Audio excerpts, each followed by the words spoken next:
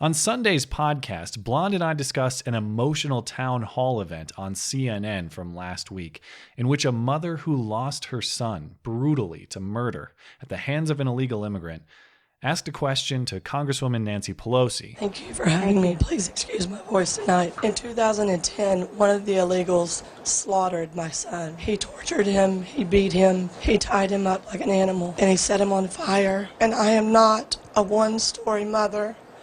This happens every day because there are no laws enforced at the border. We have to start giving American families first. If you need to go home tonight and line up your babies, as you say, and your grandbabies, which one of them could you look in their eyes today and tell them that they're expendable? Pelosi represents San Francisco, one of some 300 sanctuary cities in the United States. Pelosi herself is an advocate of the policy, and what sticks out in that exchange and in her response to a similar question is her defense of the policy, arguing that it actually makes us safer. Well, I commend you for sharing your story. I can't even imagine the pain. No, I can't even imagine. But I do want to say to you that in our sanctuary cities, our people are not disobeying the law. These are law-abiding citizens. It enables them to be there without being reported to ICE in case of another crime that they might bear witness to. And we see it as a place where it makes us safer. It makes us safer because people can go to school, they can get driver's license, they can be witnesses against other violence that they see in the community. Sorry, Mom, whose son was brutalized by someone who had no legal right to be here, but this policy actually saves more lives in the aggregate, so net plus for safety. It's a strange argument, but one I mostly consider to be noise as far as my day-to-day life is concerned. Granted, I'd prefer any place in the United States enforce United States immigration law, but I left the lunacy of San Francisco behind years ago in favor of my current wilderness fortress high atop the headwaters of this country. I just observe the nonsense with binoculars from afar and prefer to avoid it in my everyday life. And for the most part, that's easy to do. Nancy Pelosi would never hold office in my neck of the woods. But I shouldn't get too comfortable. As soon as I finished discussing that issue with Blonde, I got a text from my dad. That's right, the social justice infestation has apparently ascended the Purple Mountain's majesty all the way to my fortress front door. My hometown of Bozeman, Montana, is apparently entertaining a proposal to become a sanctuary city. It's not like I had a good excuse not to do this before, but now more than ever, it's important that I put some serious thought into what a sanctuary city is and why these people want them. And that is a silver lining, because prior to this week, I would have had to confess ignorance on the specifics of what it means to be a sanctuary city. I knew that as a general concept, these are cities that don't enforce federal immigration law, but what does that mean? Well, the technical answer is it varies. A sanctuary city can be any local jurisdiction. It can be a city, obviously, but it could also be a county or a state. And specific policies differ, but generally, a sanctuary city has policies that restrict or prevent local law enforcement from participating in the enforcement of federal immigration law, leaving that responsibility strictly to the feds. These policies can be formally codified into local law, or they could just be observed in practice. In Pelosi's San Francisco, under the Due Process for All City Ordinance, no city employee may use city resources to assist in the enforcement of federal immigration law, to ask about immigration status on an application for city benefits, to limit city services based on immigration status, to tell the feds about the release of an illegal immigrant from city custody, or to detain a person on the basis of immigration status. In other words, a refusal to participate in and abide by a very broad, very important set of federal laws. So the question becomes why? Why are people gathering by the dozens at my city hall to advocate for legal immunity, or at least local legal immunity, for criminals? Stand up if you came along to support the concept of sanctuary city. Wow. Well, let's ask the group's organizer, a local member of the National Organization for Women, Jan Strout. And what it means to the people who are seeking sanctuary, they may not be citizens and they may not be documented, but if they are trying to uphold the law nonetheless and want to report something, for example, that would need police attention, they cannot be prosecuted by the police. This argument is straight from Pelosi's town hall. Sanctuary status makes us safer because illegals can report crime without fear of consequence. I looked everywhere for data to support this claim, but as far as I can tell, there are none. There are some data that suggest sanctuary cities are safer and economically prosperous generally, but sanctuary status is a relatively new move, and there's so much to control for. In an analysis comparing cities across the country, I'm skeptical that mere sanctuary status could be a causal factor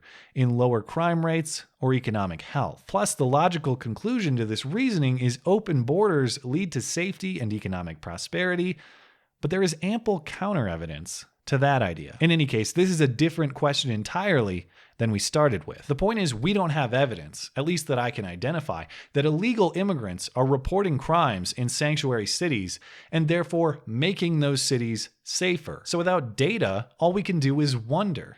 Does this idea make sense in theory? Well, first off, there are plenty of circumstances in which a person may wish to speak with the police, but do so anonymously. That's why the police accommodate such requests, including in my city. Both the Bozeman Police Department and the Montana State University Police will speak with you anonymously and have systems in place to do that. Disregarding federal immigration law is not a necessary condition to get people access to the police without compromising themselves. But let's assume you couldn't speak with police anonymously. Does it stand to reason that an illegal immigrant would choose to do that anyhow? If you're an illegal immigrant and therefore a lawbreaker, wouldn't your aim be to stay undercover at all costs? And let's revisit the way she phrased that reasoning. They may not be citizens and they may not be documented, but if illegal immigrants are trying to uphold the law nonetheless and want to report something, they cannot be prosecuted by the police when they are trying to uphold some other law. Does it make sense that someone with no regard for the law that governs their right to be here would have vigilant respect for the enforcement of other laws? I'm committed to being a model citizen. Except for that citizen part. That's just way too damn inconvenient for me. The logic of Nancy Pelosi and this local activist here breaks down to this simple idea. Sanctuary cities make us safer, because then we have criminals here to watch out for crime. I don't think trusting the foxes with the hen house is a wise strategy in pursuit of public safety. But if it wasn't clear by now, sanctuary status isn't about public safety. These ideas weren't established with public safety in mind. Nobody went to a meeting about improving public safety and came up with the idea of protecting unvetted foreign intruders. These ideas are established out of the next piece of perceived social injustice these people want to correct. That's erasing the distinction between the citizen and the non-citizen. And that's not just my theory, that is their stated order of priorities. The proposed law here in Bozeman is a big virtue signal up top about how diverse and how welcoming and how not bigoted we are, and only after explaining that 5 different ways does it mention public safety as a theoretical benefit. Just listen to this local reporter and that local advocate explain it. Many Bozeman organizations have come together for this proposal and say the idea to make Bozeman a sanctuary city was inspired by equality. This idea was inspired by equality. But what equality? Presumably equality before the law between the citizen and the non-citizen, erasing that distinction entirely. And hereby declare that the city of Bozeman is a sanctuary city that strives to be a community free of hostilities and aggressions. Enforcing the law is now a hostility. It's now an act of aggression.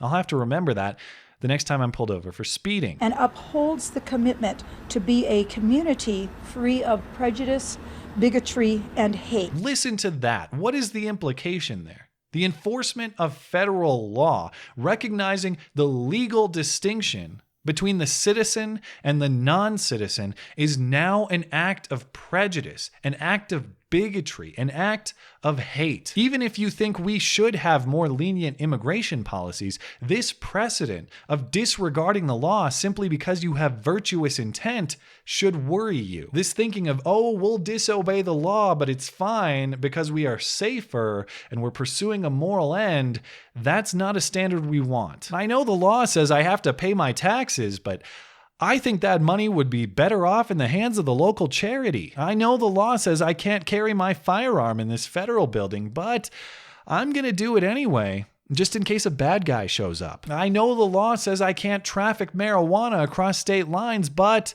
my friend with glaucoma could really use it, and don't try to prosecute me. I should be immune. After all, I have virtuous intent. The point is, our law is only as good as our commitment to uphold it. When we hand out personal vetoes or personal exceptions, our social framework collapses. And if you'd like to see a change in the law, work toward changing it. Don't set the precedent that non-compliance is fine if you perceive the law to be mean. And in the case of Nancy Pelosi, she's a federal representative, someone with direct influence and control of the laws at issue here. Work within the framework of civil society to pursue the change you'd like to see.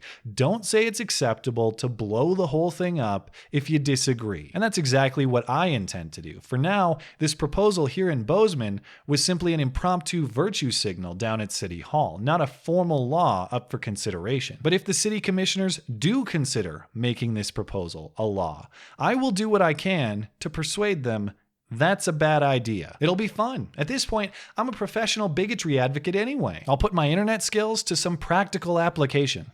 I'll let you know how it goes. Thanks as always for listening and for supporting this channel. Always appreciate that thoughtful discussion down below and especially over on Twitter. That is at ML Christiansen. You're always welcome to come hang out and chat in my live streams. Those are linked down in the description. Looking forward to it. Okay, bye.